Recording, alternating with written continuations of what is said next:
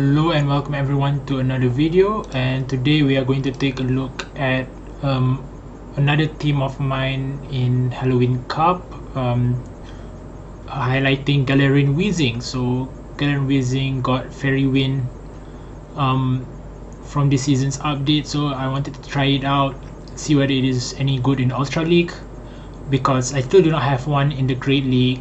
None of my Galarian Weezings that are eligible have a nice CP combination, so I prefer to just save my Stardust first instead of just powering up something that might go up to maybe 1468 CP or something like that. So yeah, so instead I am able to use it in the Ultra League, which is fine. I mean, still does some work. And then here we are going against the S Cavalier on the lead against our Nidoqueen, and we do win the 2 shield scenario if they use the 2 shield scenario, if they shield the bait there, because if they don't shield the bait, then that means we would have needed to then we have been in trouble there, because we do not want to get our attack drop from the overheat from Galarian Weezing, and Drapion will not do as much against them. And here they have a Toxicroak as their last one. Very interesting, but then again, we try to soften it out with Galarian Weezing first before we take it out with Drapion if possible, because Drapion with that Aqua Tail will be able to manage the Nidoqueen very easily, because the Nidoqueen has no more energy left on it. And we are pairing out Galarian Weezing with, like I said, Drapion and Nidoqueen, because Galarian Weezing is weak to Steel types and Ground types, and also Psychic types, but Psychic types are basically non-present in this meta. So the only thing that we have to worry about is Ground type and Steel types, which Drapion can softly cover it, but Nidoqueen covers it even better. And here we managed to outpace the Nidoqueen to win the game, and we go on to the next one, Nidoqueen versus Mandibuzz. Somewhat neutral matchup depending on how you play it, but I like to just go up until 7 poison jabs before I throw the Poison Fang, just so that I do not let them get a free air slash through. I try to optimize the fast move damage that I'm able to do before throwing it, simply because I want them to get as little amount of free turns worth of damage as possible. And they do manage to get to a second foul play before we get to our third Poison Fang, which is very unfortunate, but we will shield this up and we will outspam them to a 4th Poison Fang if they shield this Poison Fang from us. We shall see if they do shield it up, which they did not, so which is very good for us. Then that means they do let go of switch advantage there, and they brought in a Jellicent, and since Jellicent is quite good against our Galarian Weezing, we will elect to stay in with our Nidoqueen to do some chip damage. They will of course try to farm us down, but because of that we are able to get to a second Poison Fang and do some more chip damage and bring it very low before our Drapion can come in and can kill it with just an Aqua Tail later on. And this Jellicent surprisingly runs Ice Beam, so if it runs Ice Beam, that means this is very bad for our Drapion. That means it will do a lot of damage to it, and we will see what is their last Pokemon, and it is a Crobat. So very difficult for us here, but I would say it's not impossible, but because of and our win con here is if we hopefully can land an overheat, which I feel that I sort of misplayed here. I should have gone for a play rough bait first instead of going straight for overheat, but then again I was afraid that they might reach to the third poison fang before we get to the second overheat if we baited. So because of that, our overheat that we do land does not do as much damage, right? Because it has dropped our attack, I think, by 2 stages. And yeah, so it's GG's. There was no play for us there.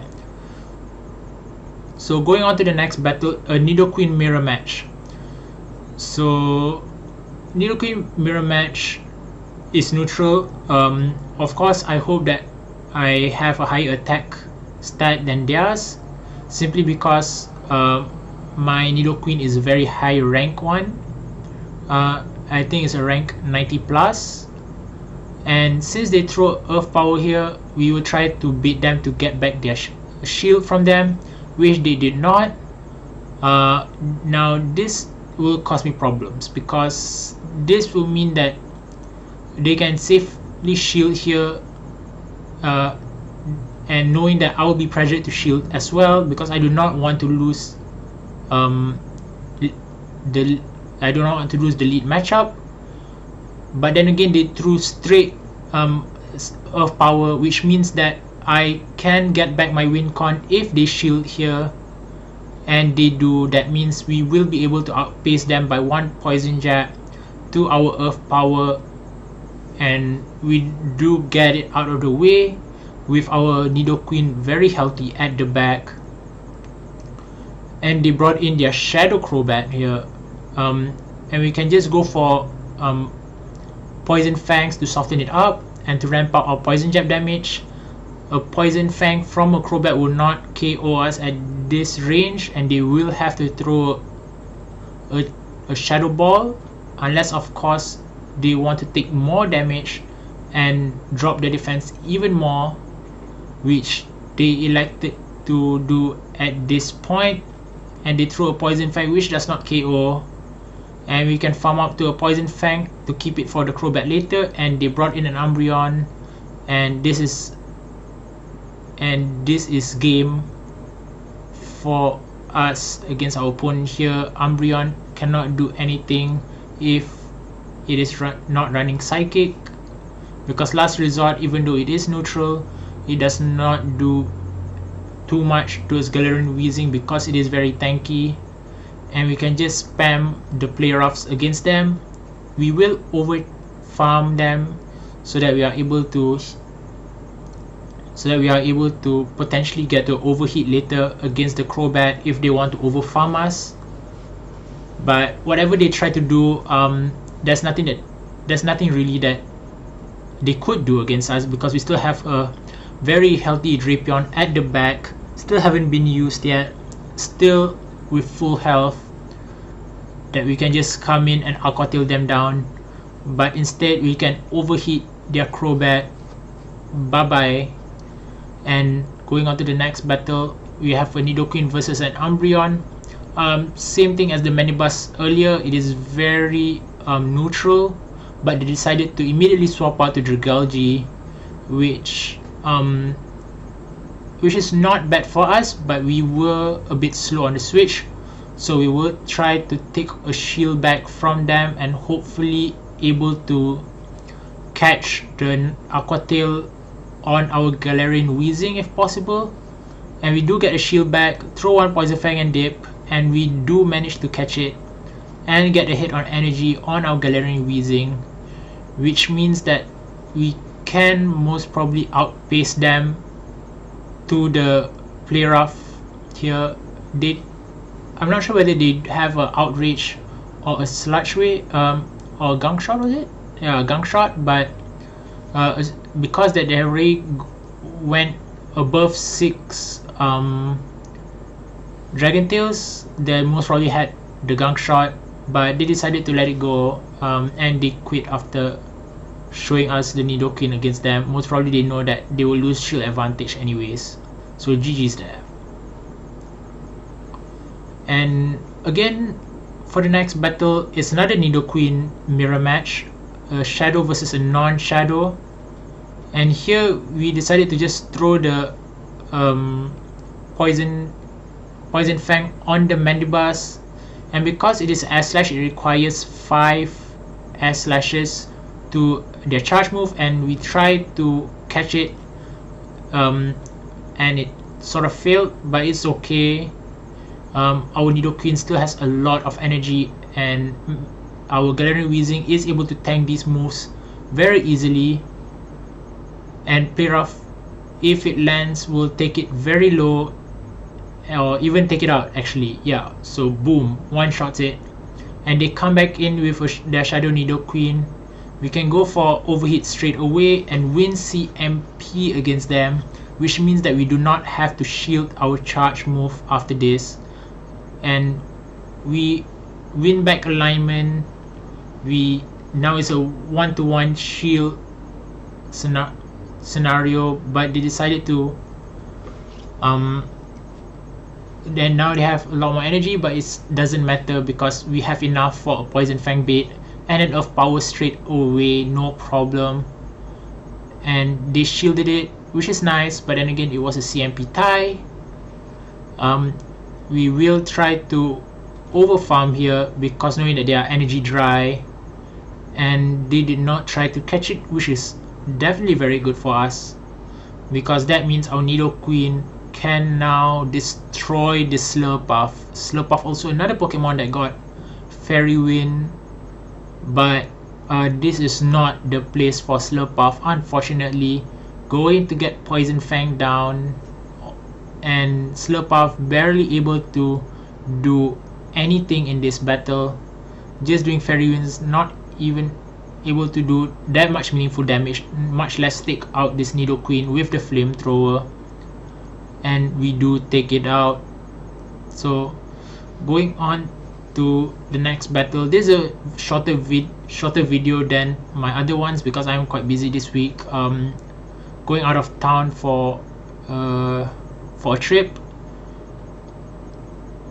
And yeah, the next one is against a Shadow Claw Giratina, which is a bit different than what I expected, because Giratina usually goes and uses Dragon Breath so that it has a better matchup against the dark types, but decided to go with Shadow Claw, which means that they will have a better time against our Galarian Weezing in the end game. And we do get a shield from them, with them shielding our supposed Sludge Bomb, even though it was just an Aqua Tail. So that is one of the advantages if you were to farm up to a charge move that could be super effective against them, even if you don't have it, because then that would mean you will be able to take a shield away from them. And then we shield the potential Side Shock here, because Side Shock will do super effective damage against a Nidoqueen, and we will be able to Poison Jab them down, and they will most probably bring in their Giratina again, and they do. We try to go ahead to the Play Rough. They do throw the Ancient Power. I'm sorry, it's quite late already, and they get to the, and they brought in the Togekiss. So this is a very iffy matchup. Togekiss, even though it is doing resisted damage to our Galarian Weezing, it still is chunking, and we are just hoping we are able to swap out from our Galarian Weezing on times and save it for the Giratina. And this is where I think my opponent made a mistake, because if they had not thrown this charge move, then our Switch Clock will have still be on, and we will not be able to bank that charge move for the Giratina in the end game. So, and because of that, our Nidoqueen is able to snipe the Togekiss, and with almost full health, we are able to go for multiple charge moves. Now we have two possible win cons here. It's either we can go for 2 Earth Powers and win it, or we can go for 1 Earth Power, and then we can go for the Play Rough from the Galarian Weezing to win it. So either way, Giratina will have to expand its energy and will not have any energy to kill both. So let's see which win con we would take. It will be the double Earth Power, because the Giratina had to farm down. They had no other choice other than that, but because of that we are able to get to a second charge move and we seal the deal. So if I'm mistaken, this is the last battle. I'm pretty sure it's the last battle. So again, against the Escavalier, same as the previous game, we are able to win if they use both 2 shields, but they decided to just swap out immediately, which is fine. You can keep all that energy. So this is the differentiation between this game and the previous game. Because they swap out, there's no point of us softening it up, because Galarian Weezing can take the hits. 2 players will kill the Umbreon, and we can overfarm and potentially reach the overheat against the Escavalier.